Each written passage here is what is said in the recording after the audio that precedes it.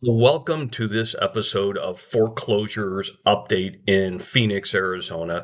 I want to go ahead and share basically what is going on in the Phoenix real estate market as far as foreclosures, short sales, distressed properties. That way, everybody actually has a realistic view of what's going on. And I'm not just going to sit up here and blurt it all out. Believe me, believe me. I want to show you right here in black and white. That way, you can see factually whether we're having some kind of a crisis where foreclosures are just coming and we have a tidal wave, or what is exactly going on. So sharing my screen here, I am going to show you totally right now what is listed active on the MLS as well as coming soon. You can see that we have 27,125. Now, this, of course, is on the residential side. It does not include properties that are multiple dwellings. It does not include land. It does not include commercial. So residential, 27,125. All right.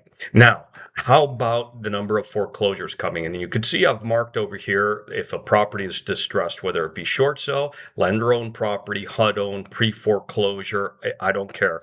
What is the deal? How many do we have? And you can see the number right up here, 268, and you can see on the map right here that they're pretty much all over the place. Some of them actually even further out in places outside of Prescott, outside of Sedona. So, I mean, it takes numbers even outside of our county right here.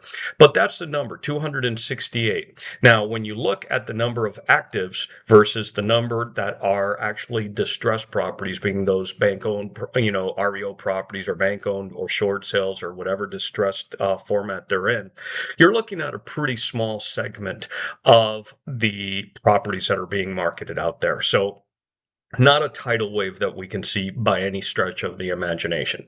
Let's go ahead and look on tax records.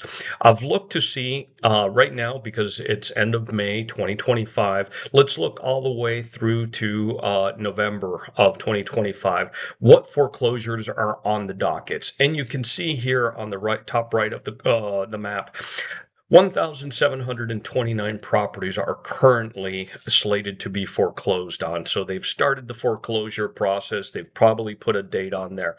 Now, the last time I did one of these videos for foreclosures, it was November of 2024, and the number was somewhere in the range of about 1,300. So we have seen an increase, give or take, I guess, of about maybe 60, 70 more foreclosures per month leading up to today, May 2025.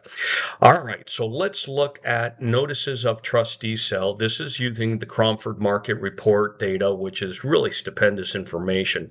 And, you can see that this goes back to 2011. You can see the number of notices that were going out, quite a bunch, all the way through 2012. It was over 2,000 on a monthly, quarterly, basis that were going out. Now, looking at 2024 and beyond 2025 right here, you can see for April 2025, we only had 404 notices that went out. So not that big of a number when you compare to what it was like back in those foreclosure crisis days. And looking after that time point, we're still a little bit lower that we were after we came out of that recession.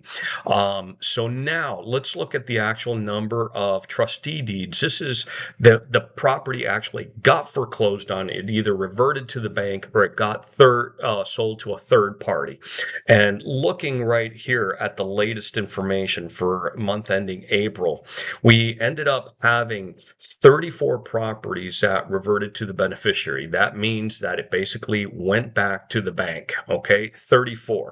And we also ended up having 33 that sold to a third party. So overall, what's that? Close to about 70 properties that actually got foreclosed on versus all of those properties that ended up having foreclosure dates, etc. So again, you're looking at a very small number of properties that are being sold, either distressed or short sales or bank-owned properties.